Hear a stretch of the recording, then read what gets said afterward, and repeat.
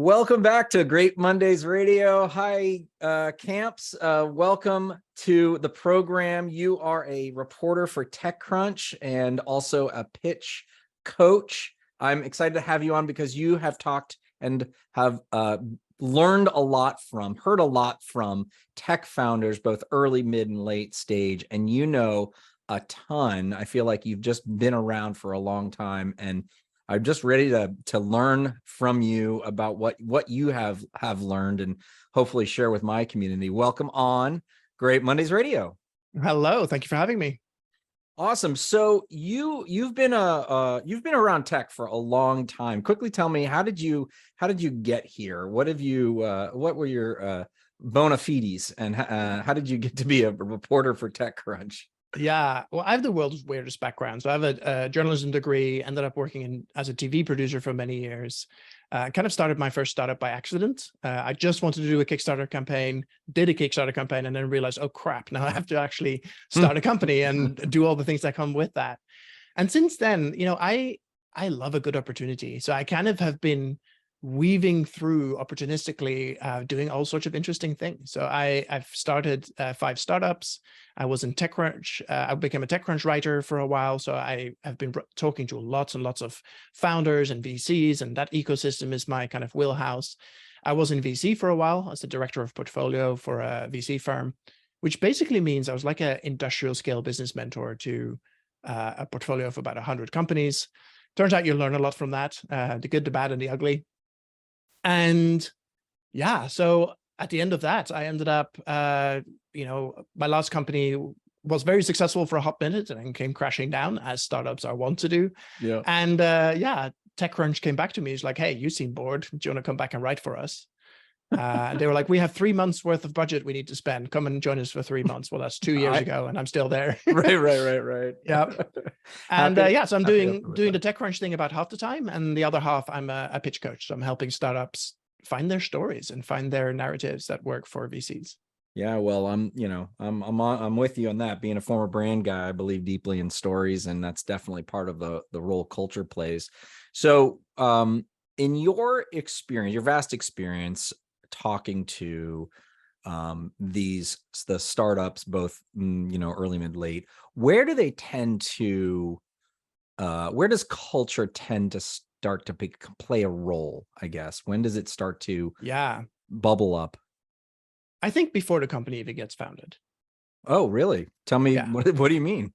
Well, I think, nobody does a startup for fun, right? Startups are incredibly hard. They're horrible. Like, they're all around horrible, stressful, bad for mental health. It's very, very hard to do a startup. And so there's a drive, there's a passion, there's a mission. Like, I look for that in the founders I work with, right? So if somebody doesn't have like a really big reason for why they're doing what they're doing, I'm like, just get yourself a real job.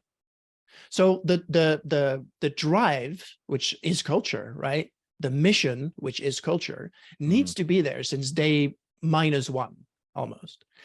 And the interesting thing that happens is that a lot of founders solve a problem that they understand, right? Because they're a technical person or because they have deep domain expertise. But in the long run, the job of the CEO is only 3 things. It's make sure you don't run out of cash. It's hire the right people and set the culture for the company. And good CEOs know that even if the team is only 2 or 3 people strong, those are the 3 things they cannot drop the ball on. Like, they do everything else. Like, early stage CEOs also replace the printer toner and make the tea. But as the company grows and you kind of delegate more and more of your responsibilities, if you don't do those 3 things, you're doing a bad job. And the culture piece of that is the thing that I think people forget about the most often. Yeah. I'm glad to hear you say it. It feels very validating because I do feel like that's an important piece of it. And, what I continue to observe, and even when companies scale and even go public, that culture piece doesn't, maybe they can they should be offloading that, hiring the right people. The product market fit should be there. They obviously have to help manage that cash and the flow, but the culture piece sticks around. Or at least that's what I've observed. And I'd love to know, is that your reflection as well? That that third piece is something that, regardless of what scale company you're at, continues to be a really important part of the executive's role. Oh, 100%. 100%. And I think it all flows, like a lot of it is grassroots, right? But the grassroots, like when you are a 0-person company, you are the grassroots. And a lot of the learning and a lot of the building of culture happens by you see what happens and you copy what gets done. The way you treat your customers is the way that your first salesperson treats their customers, is the way the customer support people treat your customers, right? Yeah. If you are kind on the phone, but then afterwards you mutter to yourself, oh, those bastards don't know what they're doing, right? That shows a certain disdain for your customers that will propagate throughout the organization. And as a CEO, if you heard somebody else talk crap about your customers, you would go and hold them to task, right? But Yeah. you forget that that's where it started. And a lot of the time, I think that's a really crucial thing. When I say your responsibility is hiring, it doesn't mean that the CEO is involved with every hire, but they have to hire the right people in the org to be able to kind of set the tone and set the, like, what is important for hiring. And again, that also speaks to culture to a large degree. So now we're getting into scaling culture, which I've always, is something that I hear all the time as sort of the wicked problem. What are your observations around the companies that you've seen do it well and the companies that, well, let's start with the companies that have done it well. What have they done that have made the difference? What are the things that if someone's listening now and they're at 50 people or 200 people and they're going to continue to grow, what advice would you have for doing it well?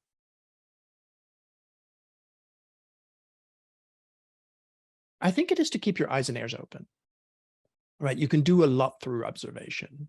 And the other thing is leading by example, like how you do things, how you start meetings, how you, like I worked with one company at some point who was in the meditation space. And whenever they did a meeting, they had like 1 minute of silence to settle in and to kind of focus. And like when you run into a meeting and you're ready to discuss a budget and it starts with 1 minute of silence, that's a very different and kind of jarring at first way to start a meeting. But you realize, wait a minute, this is the ethos of the company. This is the reason they exist. If the company says, oh, meditation and mindfulness is important, but every meeting starts with like, oh my God, everything's on fire. Ah, you're not living your values. And I think that is really what it boils down to. Like, if you know what your values are, live them and insist on them. Like if you're a company that insists on environmental and green tech and things like that, make sure that the snacks in the cafeteria are sustainable. Make sure that your servers are carbon offset. Make sure that you give people, encourage public transportation, like all those kinds of things. You can live your values. And it's incredible how often you have especially at large organizations, you have a CEO that says, oh, we care about A, B, and C. And then you walk into their cafeteria and everything is plastic forks. And I'm like, okay, well, just find alignment. Like if you care about the mission, if the values matter, insist on them. So I think that's right. You have to really model that behavior both on what you personally are doing as a leader, and it can be a leader all the way from the CEO to a small group manager. That's going to make a big difference.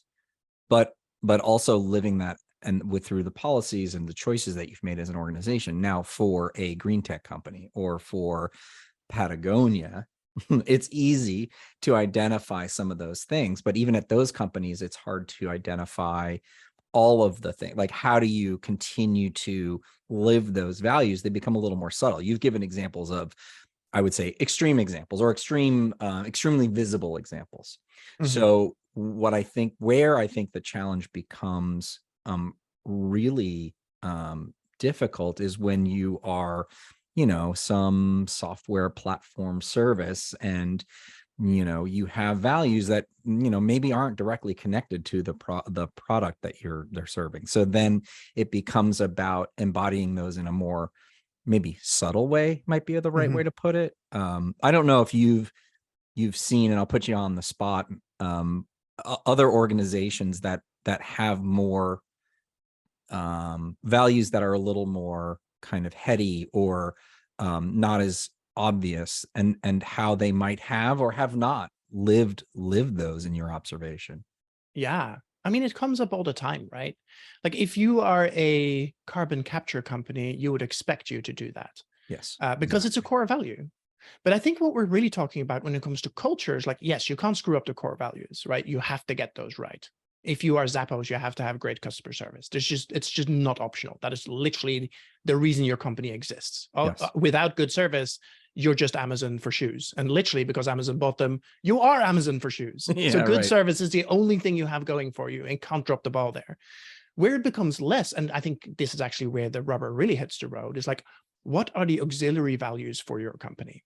Mm. And how does that, like, if you say you are family friendly, like, and that is something that applies to all companies, right? You can choose, like the founders make choices and those choices will come at a cost. All choices come at a cost.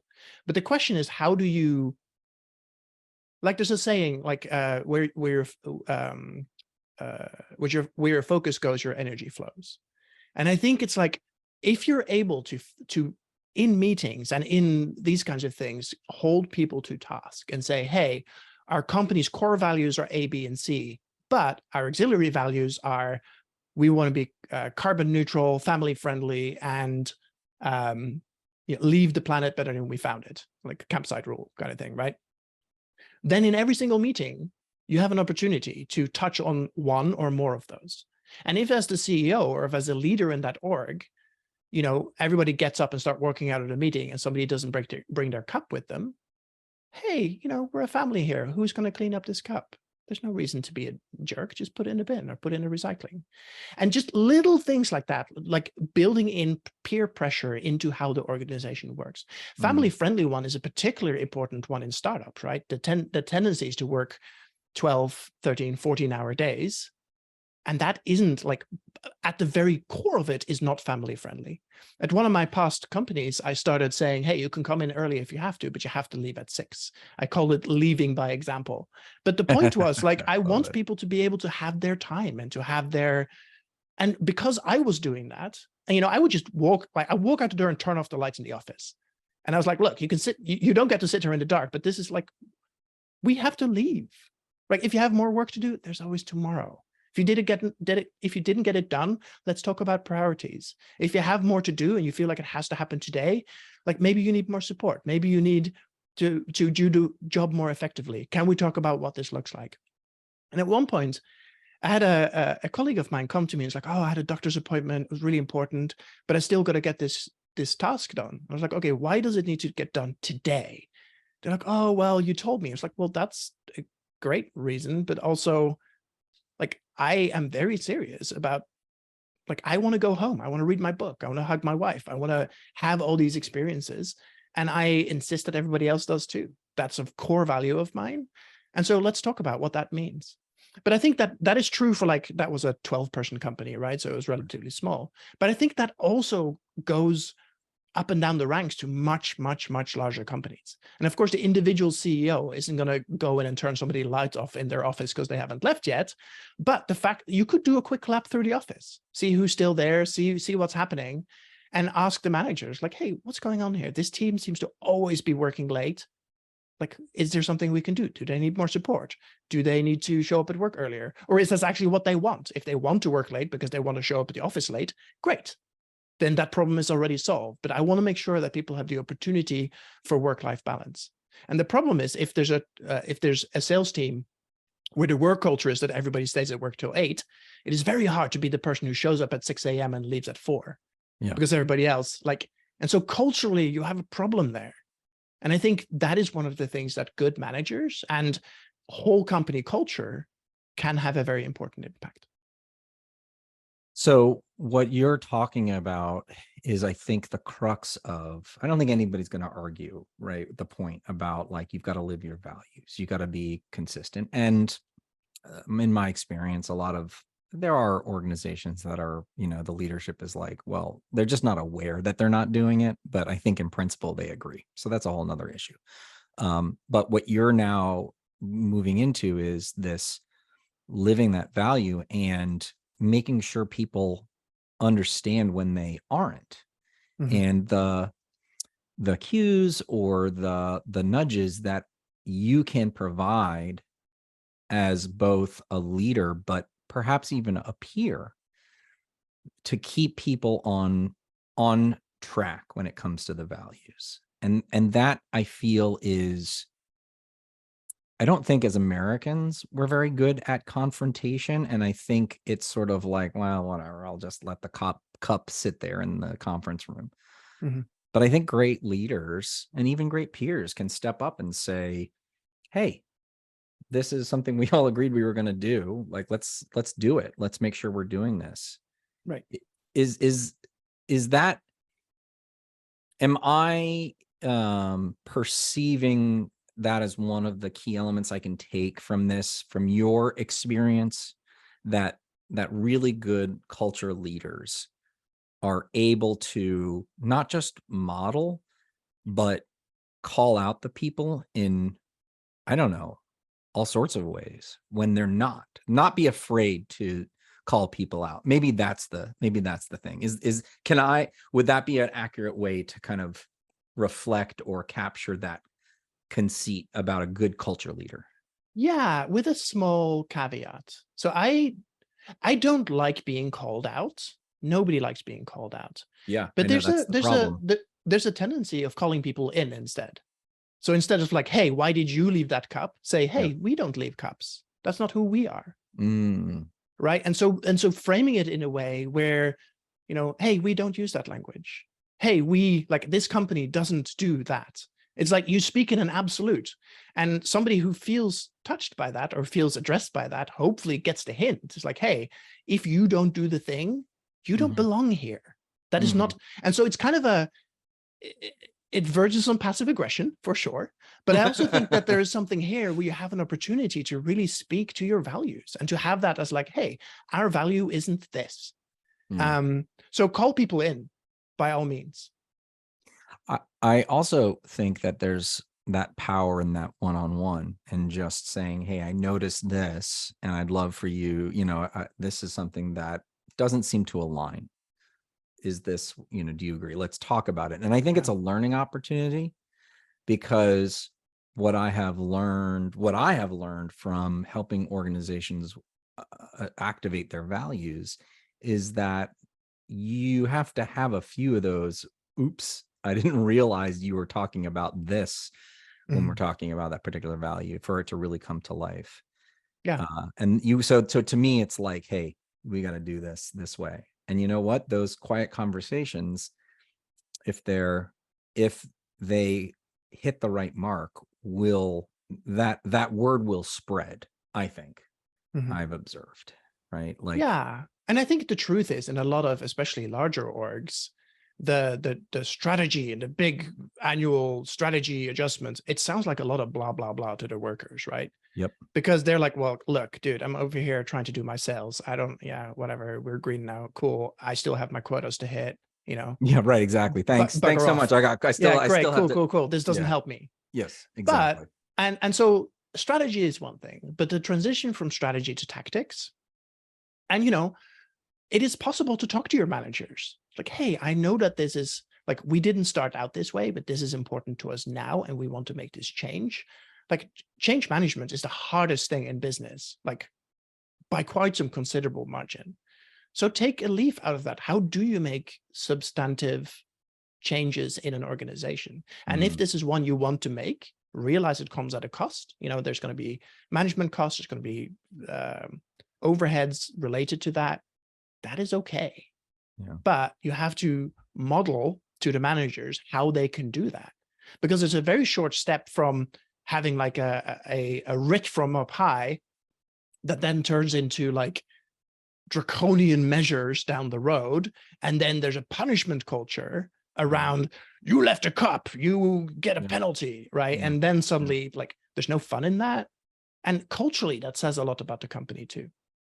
Well, we're in an opportunity where a lot of organizations are relearning how to work, because we're all of a sudden distributed or hybrid or whatever it is. And have you seen any organizations consciously and productively make some of these calls about shifting ways of working. I mean, if we're talking about culture and culture change, this culture change has been forced on all of us.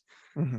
Are there any examples that you've seen in the past couple of years where you're like, oh, that's one way to do it? That would be great if Yeah. more could do it. Or maybe a negative. I don't know. Also, you could be like, that's also not the way to do it. But I think Right. we're all looking at a lot of companies that are like, oh, nope, that's not the way to do it. So Right. Well, I think there's a couple of interesting things, right? One important distinction to make is that remote work does not mean work from home. remote work does not mean work from home. What does it, Like if what does it mean? So if you don't have a centralized office, it is possible to co-work with people who are local. It is possible to go to a co-working space. It's possible to, you're just saying we don't have a central office. And in a lot of people's mind, it means, oh, now I have to work from home. So I need a desk, I need an office, but I have in a small apartment. That becomes a huge imposition on people. And being explicit about this, like, hey, we don't need you to come into the office, but that doesn't mean that you have to build out a whole office at your house unless you want to. Like if that works for you, great. But for some people, that is like, especially extroverts, that is lonely, it is sad, it is miserable. The coffee, you have to make it yourself, whatever it is that is the friction, or the internet doesn't always work and you can't get good internet, and you're bored of looking at the same things, or there's two people, God forbid, there's two people working from home and now you're overhearing each other's calls and getting on each other's nerves all the time. Like giving people the right amount of flexibility and coaching around what it is that remote work means to this organization is a culture shift, but also a culture thing. I think the other thing is you see a lot of companies that really struggled with remote work was because the entire org had really bad culture to begin with. And so the middle managers were used to being able to middle manage by strolling around the office, looking at what was on people's screens and giving people a bollocking for having Facebook up or things like that, right? Super like old school cubicle farm stuff. Those managers suddenly really struggled when they couldn't see the people's screens, or they couldn't hear how often they were on calls. And they put other measuring tools and other like little demons on people's laptops to measure what they were doing and that kind of stuff. Bossware. Yeah, exactly. And the thing there is that works for some value of works, but realistically, it means that you have a fundamental trust and culture problem within the org. And a lot of orgs that are really struggling with remote work discovered that only when they were forced to go to remote work. Now, how you repair that is well beyond the scope of this conversation, and I honestly wouldn't know. But I also saw some other orgs that were like, oh, well, work remotely now? Yeah, cool, no problem, right? And it was like, oh, do you need a faster internet connection? Do you need a standing desk? Do you need a better screen? Great, here's $2,000 you can spend on whatever, build yourself out a nice at-home office, or, spend it all on Starbucks tokens because you're working from Starbucks now. Everything is cool. But and I think it's a trust. It's a trust thing. If you're able to have a level of trust where you're able to trust your employees to get work done in whatever work means, those orgs had a lot easier time. I agree with the premise, but what I've observed is, and I think what the reality is there's different levels of trust across an entire organ, especially when you're talking about multi-located, organizations, and you've got many different, you've got humans who are all inherently different. And so I think if we were to sort of push this this understanding forward, right? So we're talking about trust, and there's different levels of trust when it comes to this hybrid, distributed, remote work. So when you're talking about, we have to give people a certain amount of flexibility and to kind of lean into demonstrating our trust. And probably that starts with a resetting of expectations of all of our managers of a certain level, and saying, this is what we're doing. Let's learn, let's figure out where the gap is and learn how to trust one another a little bit more. And to me, this is exactly the pain point that I'm seeing as well. So this resonates. And so I love this idea, right? So it's like coming back to this kernel of trust. How do we train people to trust one another more? That's going to go a long way into solving some of these transitions and shifts in culture. And it's an Yeah. opportunity, I think. Totally. 100%. Right? And I Yeah. think the interesting thing is you say learning to trust, and I think there's truth in there, but I also think the adage that trust is earned is also 100% true, right? Yeah. Yeah. And so the learning piece here is like, hey, Josh, if we start working together and, either you're my manager or I'm your manager, like, what are the hurdles? Like, what do I need to see from you in order to start trusting you? And, if people's minds, when they're listening to this, they go to, oh, don't steal from the company. It's like, that's a really low bar. That's a That's low not what we're bar. talking about here, right? Yes, right, It's also exactly. not, do I at some point in the middle of the day put on a load of laundry, right? That takes 10 minutes. People take 10-minute breaks all the time. That's not what we're talking about. What we're talking about is, if I'm your sales guy, do you trust me to have the company's interest in mind to help grow this organization the best I can? If I can do that in 5 hours in a day or 8 hours in a day, it doesn't really matter as long as the incentives are aligned. And I think a lot of this comes to incentive alignment, right? How can you get the most out of me as a worker and motivate me as a worker? And do I need internal motivation? Do I need external motivation? Do I need incentives? And that is different from person to person, right? Some people, and you probably have done a lot of talking about this in other podcast episodes, but some people just need a pat on the back and like well, attaboy, keep going. Other people like even very small bonuses, like a $50 gift card to Amazon for a sale made. To some people is like, oh my God, yes, I can go buy a gadget or whatever. And for other people, they're like, screw you, $50 is nothing. Right. And so the way the incentives land are very different. And so figuring out culturally, how do you design incentive structures and support structures and structures of trust that could be different from employee to employee? And what you really need there is for managers to be able to see the humanity in the people they manage. And that, I mean, that's a tall order, but I think we're in a place now where like all the arguments about millennials don't want to work here. It's like, well, they don't want to work here because you're a horrible person. Yeah.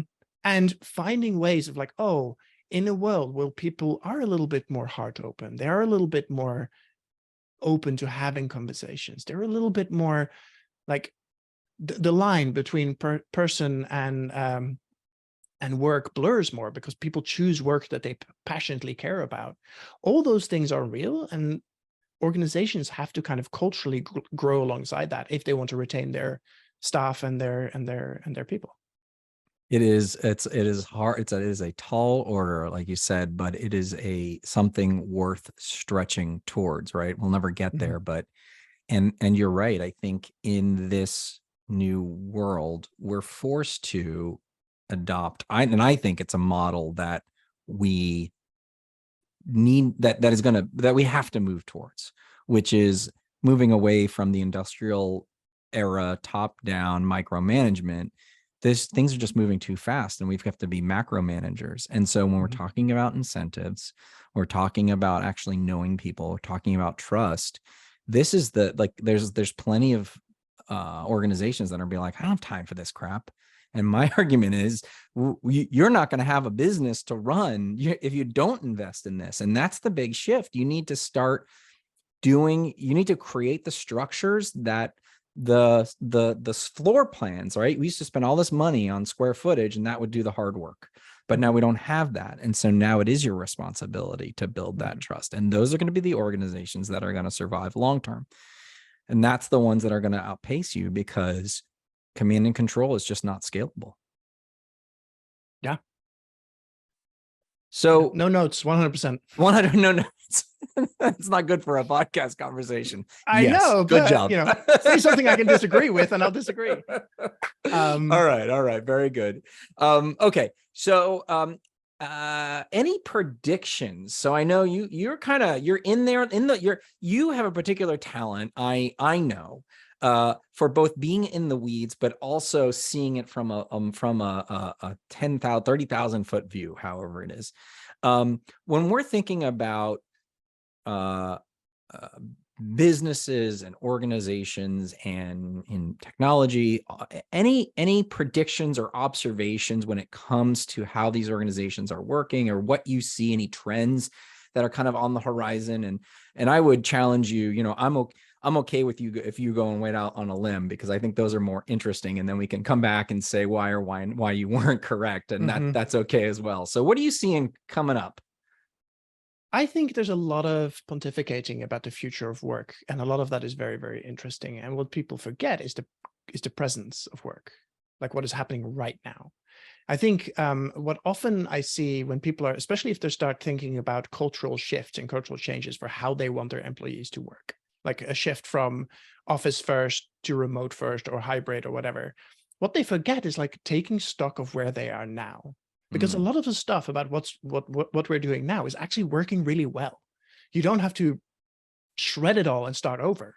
Like if 10% change makes people 90% happier, make that 10% change. I feel like there's often a temptation with, especially if you get consultants involved, but like for any reason, there's a temptation to go, nothing's working, rip it up, throw it away, start over. And that causes so much disruption that short term, it causes unhappiness. Long term, it causes confusion.